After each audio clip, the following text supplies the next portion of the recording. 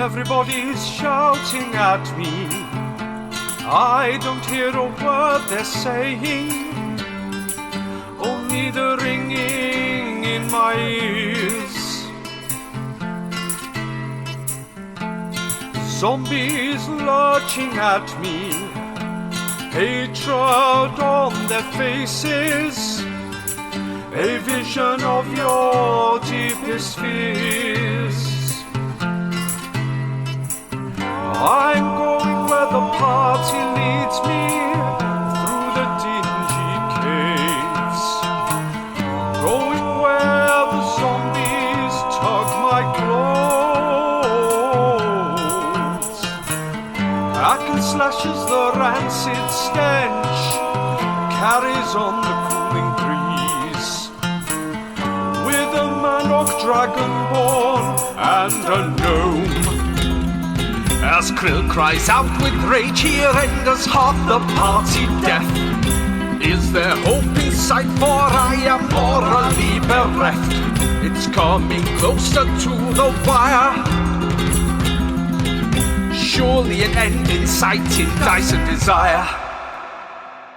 So yeah, you spray out your poison fire. When you say poison, what do you mean?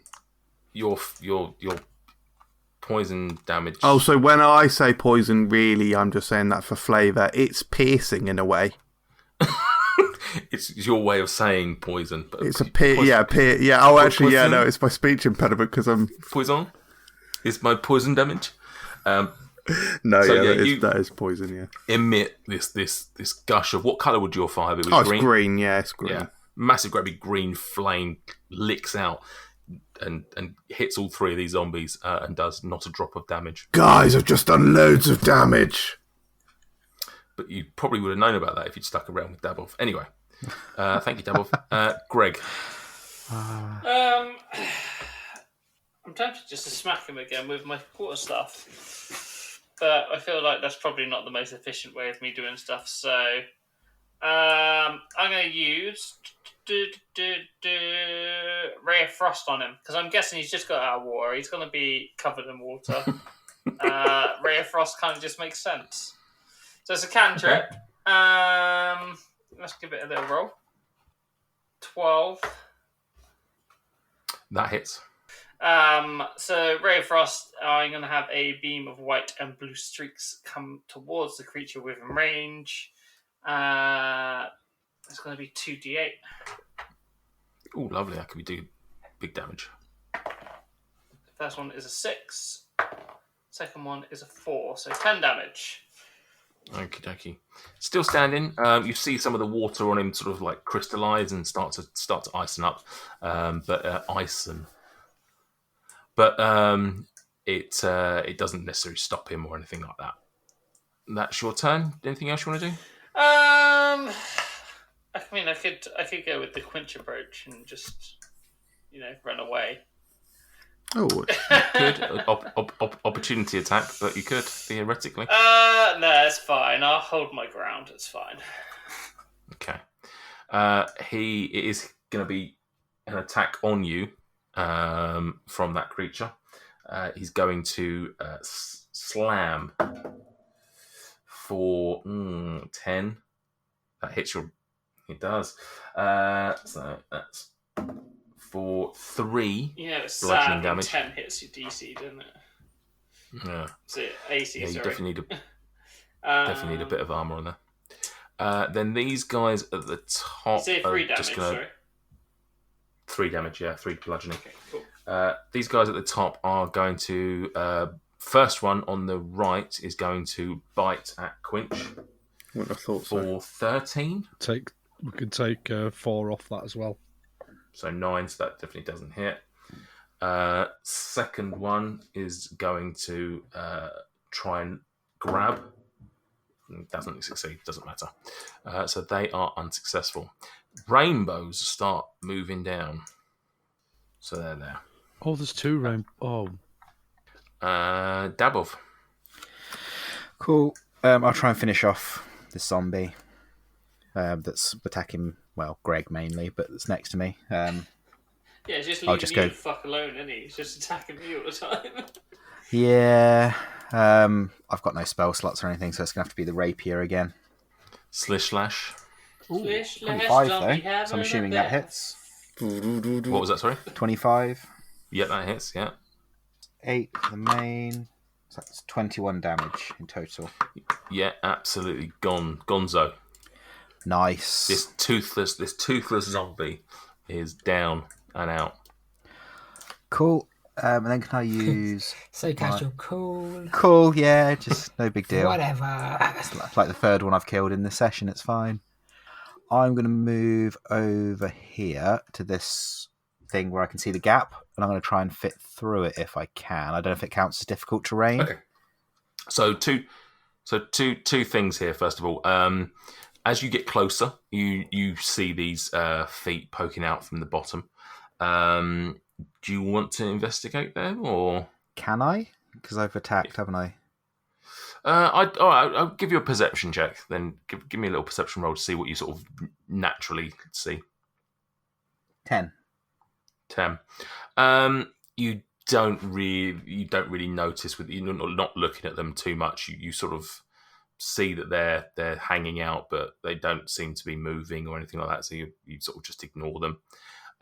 You look up, and now that you're a bit closer, you probably think you could fit through the gap at the top of this rubble. It's sort of like hills up towards the top of the ceiling, and you think that you could fit. Would you consider it difficult terrain, or would you consider it an actual climbing action that I'd need to get up there? It's difficult terrain. I mean, it is a climb of sorts, but it's not like it's a direct upwards climb. It's more just like climbing a shilly hill. Cool. Because if I use my dash, difficult terrain doesn't affect me at all. Okay. So is it all right for me to sort of peer at the top, have a look over the top, and then presumably, because I haven't used my dash at all yet, presumably I'll be able to use my remainder of my dash to retreat if I had to, if I saw something I didn't like. Okie dokie. So you're doing that, yeah? Yeah, I'm just going to peer my head over the top through the gap. All right. So let me just open up this so you can see what you're dealing with in terms of the terrain. So do you want to move your? I would say you're probably where I'm talking about the hole is probably around here. Okay, I'll move one in just to make it easier. So you're sort of just at the top, sort of poking your head through, right? You've not actually gone through. Is that what I'm understanding you're saying?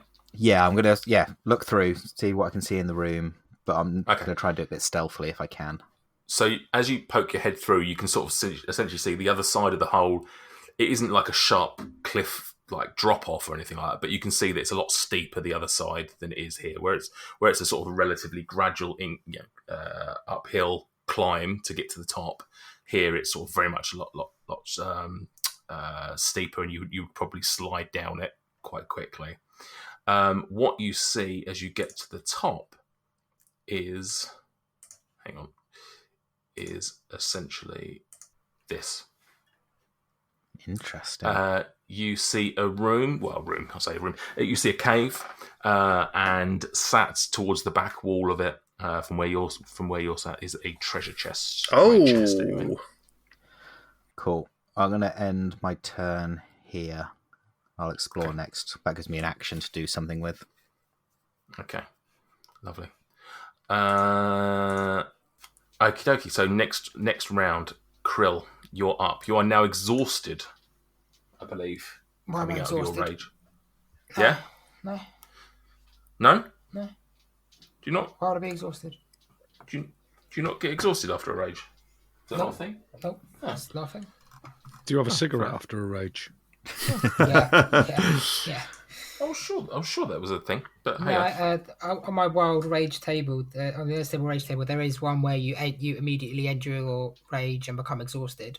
That is a thing on there, but it's not a general rage quality. Yeah, not a thing. yeah, fair. Just assumed it was. Okay, fair enough. I'm going to re-rage though. Okay, And re-rage. with that, can you please roll? We have a 3. Okay, so let's roll again. Oh, Right. Another D100, please. oh, here we Does go. it not reset? No, it's the same. It can just keep happening, and It's and different. It's a new rage as well, so it's Right. It's different to whereas with Mike's wild magic it accumulates. His is just a 3. It's a flat 3, So there's a higher chance of it actually happening, and Right. it will actually get higher when his proficiency bonus hits 4. Then there'll be even more chance. Fair enough. We have 43. 43. Each time you do damage to a creature, they are knocked back 10 feet. Oof. And that's obviously until my rage ends. And it was a one-off, wasn't it? We just said once you had one effect, we weren't going to stack them or anything like that. It was just a one-off, I think. Yeah, we can do it that way. That's fine. There's no point repeatedly trying to stack stuff. Because it would just get ridiculous. Your character would both be messy and ridiculous. I think it's just once you've got this on this rage, that's it. Yeah, so we'll stick with that then. It kind of hinders you, doesn't it? Because it means if you hit someone with your first attack, it's going to knock them back before you can do your second attack. Well, I would essentially just be chasing them to attack them. Playing croquet. Yeah. Croquet. So the usual You bastard, attack of Reckless and Great Weapon Master. Similar. This first one.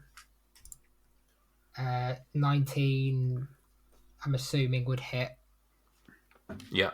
Yeah. Everyone's still deaf right now, aren't they? It's the end of your so turn. it was the end of my last turn. Oh, it's the end of this turn, they become... Yeah, the end of this turn, they'll undeafen. So 25 on this first one. Is that damage? Yeah. Right, he's dead. Okay. But you hit him so hard that he just still flies sort of, well, maybe not 10 foot, but he's going to fly 5 foot against the wall. Okay. I'm then going to... Yeah, cool, works now. So then I'm going to attack this other one diagonally. Okay. Same again. 19 hits. Yep. For 17 damage. Okay. Yep, so he's taken a big old chunk. He's flown back 10 feet as well. So what I'll say with that, because of the angle, the one behind him, the rainbow behind him, is going to make a dexterity saving throw to see whether they collide. Okay. If they collide, they're both going to be prone. Okay. Dexterity is I don't know what I'm matching this up against. To be fair, 13. Do you want me to roll a strength? No. I'll say that the DC was probably 15.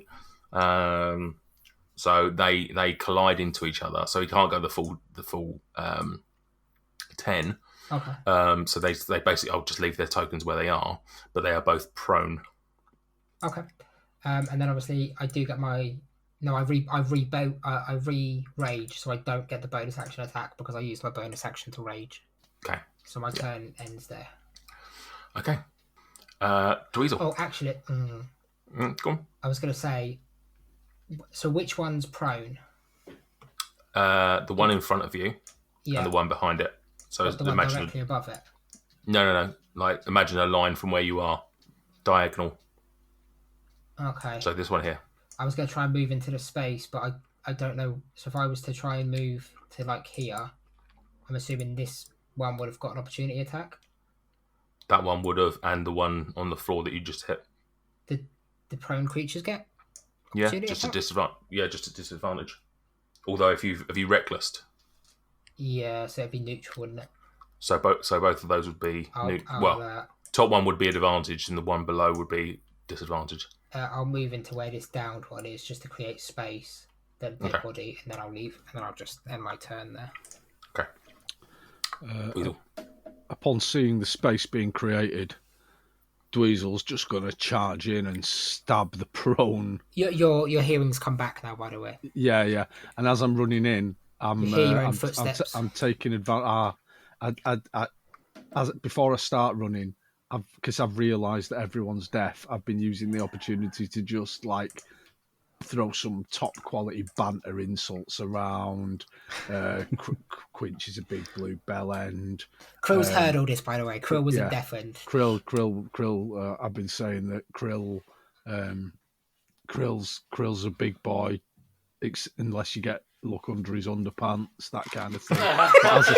As I start running, I realise I hear my own footsteps and immediately cut myself off before I say anything too offensive, and run in and attack the prone zombie with my rapier. So I'm attacking with advantage. Is that correct, Nathan?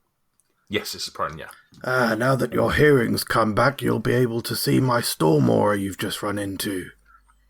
Ah, as would Krill. Yeah, I would have for that last turn. Yeah. It activates on my turn, so you don't take damage yet. Really saying that more for flavour. Does it not? Does it not people entering your thing? I think it's only on my turn. You gain a 10-foot aura effect when you start your rage, and as a bonus action on each of your turns. When this effect is activated, all other creatures in your aura take 3 damage each. Yeah, I mean, you could choose not to inflict damage upon the Gorilla Knight. Yeah, exactly. Does a 23 hit anyway, Nathan? Yeah, of course it does. Let's roll some damage. Let's try a different dice, because the last one was pathetic. That's 6 damage. 6 damage, lovely. Still standing. Better than I've ever been. Still standing? I thought he was prone. As you're getting closer, the three of you, roll me a perception, Quinch, Krill, and Dweezil. Oh, I've actually rolled a high one. 18. 8. 15. Krill and Quinch, more so than Dweezil, would notice that, especially as you've got them bunched up together, these two rainbow ones at the back look very healthy. Like, almost... They're definitely undead, but indistinguishable other than, from most normal humanoid children. Especially compared to the ones that's directly in front of you, which definitely is in a poor state of decay. So yeah, these two look, aside from some wounds, they look pretty much normal. Just quickly, would you be obviously from where I'm positioned? Can I see anything additional? Yeah, let's open it up a little bit. There. That's what you can see from there. Probably a bit further, actually. There you go. You can probably see that as well. Excellent. Okie dokie. So, Quinch, yes, your turn. Is dropping my torch to grab hay shit? Yeah. What is that? Well, bearing in mind you've got your thing out, your bow, so you'd have to be dropping both of them. Am I holding my bow still? Interesting. Oh, I would assume so. That's what you were holding earlier. So I didn't know if you've stowed that earlier. Okay, so if I... It'd be weird for you to be in a cave full of monsters that are trying to kill you to put away your weapon completely. What does stow mean? Put away. Oh. Can I just put it over the top of me? What do you mean over the top of you? Like on your head, balance it on your head. Is that what you're trying to suggest? Yeah, I mean, I don't want to put it away. I don't want to put it in a bag or anything. Okay, you did that, but it fell off about 30 foot away. Oh, so what happens mechanically in the game if I drop the torch? I guess put my bow away and grab hay shit. What I'm saying is, I normally allow you to draw out your weapon free, but to change a weapon mid battle, I'm not going to allow that because that's a bit too. Yeah, okay, that's fair enough. OP that you could just flip between weapons willy nilly. So if you want to drop your torch, you can. If you want to drop your bow, which I would probably suggest would be the easier thing to do, and then draw out your weapon, that would be fine. You can drop your weapons and pick out a new one for free. Oh, okay. It just means your weapon will be on the floor and you'll have to pick it back up. Yeah, fuck that shit. Fuck that shore shit. Yeah, we'll drop shore shit. We'll grab that up in a minute. Drop the torch. Grab hay shit. Let's start slicing these bitches up. Okay. I will unfortunately re-up the rage. So it will deal 3 damage to some nearby folk. But yeah, it is important to do that. So.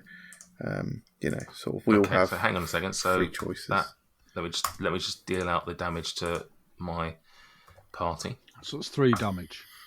3 damage. Electric, lightning damage, is it? It's fire. So to be fair, right. Dweezil's probably immune because he's lit. Oh, I'd have only taken 1. Yeah. Yeah, you're all right. You keep doing it. Right, let's do some hacking. I'm going to go for the rainbow guy. I'm stood next to this rainbow guy, so I'm going to go for a double attack. First attack. Honestly, why do I fucking bother? Good. Second attack? Does a 9 hit? No, it doesn't. No, it doesn't. No, of course it doesn't. Why would it? Oh, okay, that's actually better. 23. That hits, yeah. Okay. 2d6. 2d6 plus 3 plus my rage, which is 12 damage. 12 damage, yeah, okay. That does that, yeah. And I will end my turn there. Greg.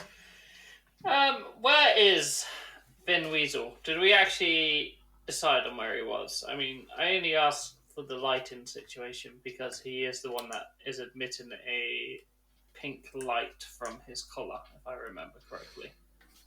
Oh, yeah. I don't know. I was kind of assumed I just picked him up and he's just with me, but... Yeah, makes sense.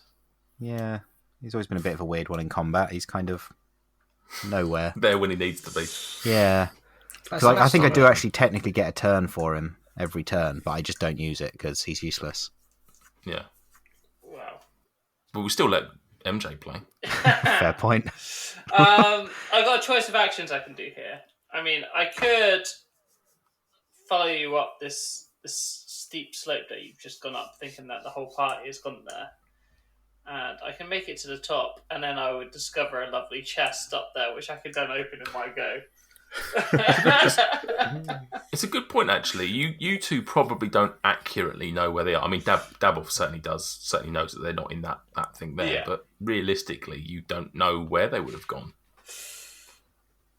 True. Surely we'd have heard the noise. Yeah, I mean, of Krill shouting though. noises. Also, this gap up here is not huge, so you'd be surprised if the likes of Quinch got through and Krill and stuff. So Yeah. I mean, not to metagame it and steal the crate, I'm just going to kind of head off towards the rest of the party then. Let's just make it nice and easy.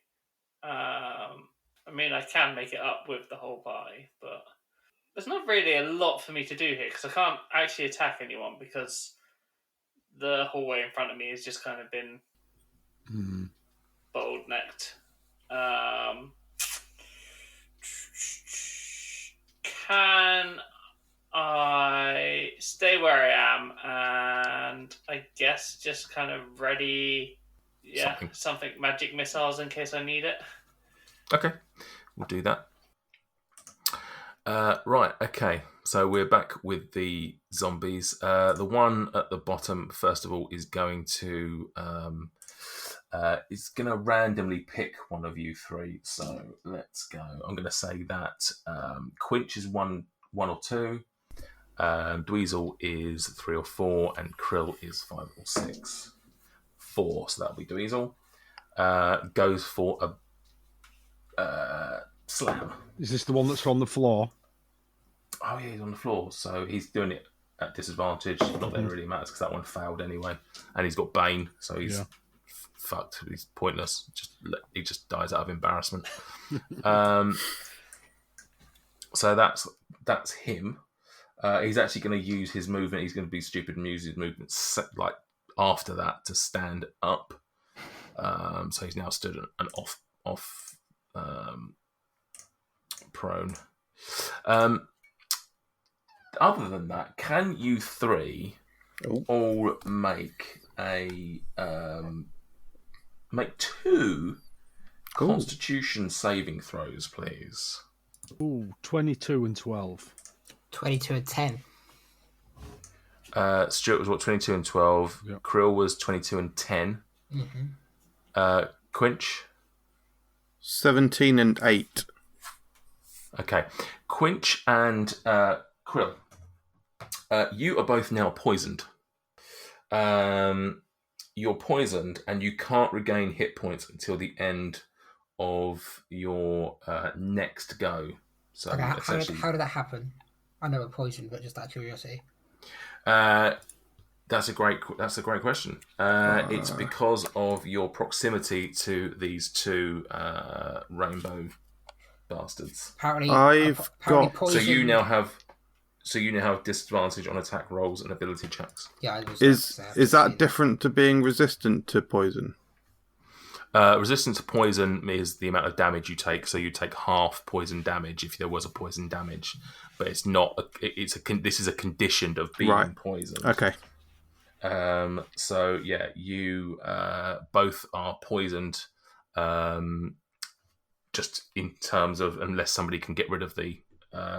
It doesn't actually say. It says on a failed save, the creature is poisoned and can't regain hit points until the end of its next turn. So I don't think it lasts. Okay. I think you're poisoned just until the end of your next turn as well. Fair. On a successful save, so that'll be Dweezil. The creature is immune to his plague spreaders to this thing for 24 hours. Sick vibes. Wow, nice. So you're immune. The other two are poisoned till the next end of their turn. They can't do anything from where they are. So, actually, no. This one can hit Quinch even. Sorry. So it's going to make a slam attack against Quinch. Wouldn't have thought so. With a natural 20. Wouldn't have thought so. Wouldn't have thought so. Why? Well, it's irrelevant because I can't be critical hit. But yeah, carry on. Oh, that's a good point. You can't be critical hit, but it did hit though. It did hit. Okay, that's fine. You just don't get the critical hits. That's the first time that's happened. Yeah, correct. Oh, over 18 months, and that's finally paid off. Yeah. Decision I made nearly 2 years ago. Correct. Yeah, well done. And that is 8 bludgeoning damage. Did you check if you had it buttoned up?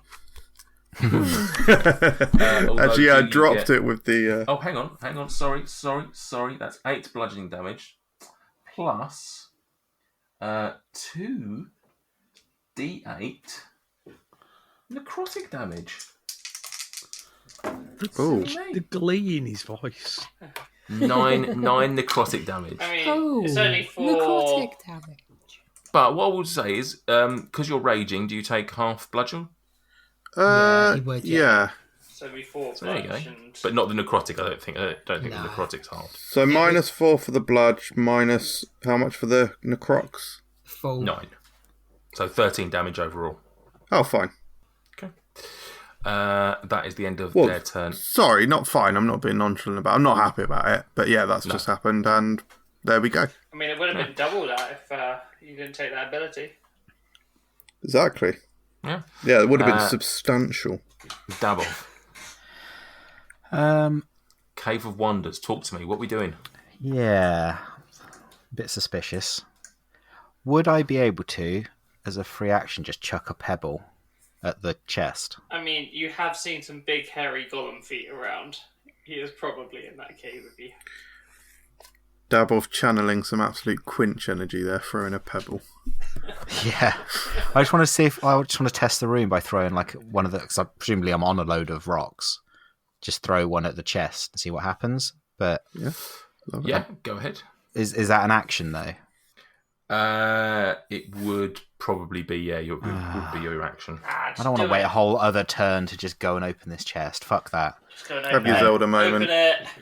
I'm Kick just gonna- it. Boot it open. I'm going to have a look before I open it and just see what I can see in the room before I... If only you had a weasel in there to do your safety checks. Yeah, well, presumably I can already see most of the room anyway, so I'm guessing I can't see anything suspicious from where I was. From where you were, you saw nothing suspicious, no. Okay, I'm just going to try and open the chest. Fuck it. You try and open the chest. Thank you so much for listening to Dice and Desire. If you were... Hello. Quinch, what are you doing here? I thought I'd help out with the promo. No, Quint, no, come on. You're just going to talk about random place names that don't exist. No, I wasn't. I was going to talk to you about my adventures in Valaquanth, the very best that the Tendering Meadows has to offer. God, if you have to be here, at least read this out. Okay, what have we got here? Leave us a review on Apple or Podchaser. Oh, yeah, it was fine. It's pronounced Apple, but that was fine. Now read this bit. You can also follow us on Twitter, Facebook and Instagram. Just search Dice and Desire. I'm actually very surprised that was all pronounced correctly. Thanks, Quinch. Thank you guys for listening. Do exactly as Quinch said and help us out in those various ways. And we look forward to sharing another episode with you very soon. Oh, there, sailor. Yes, I'm talking to you.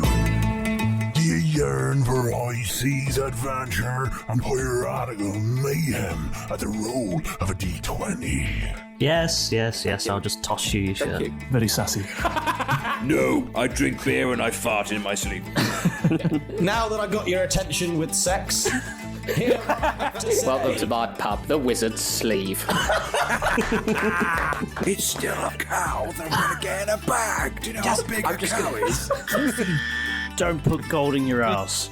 That's not the catchphrase we were looking for. It is one that we often use at this group, Enough though. about where you keep your secret stuff. It's not in my anus. Stop it. Then sign your name in blood.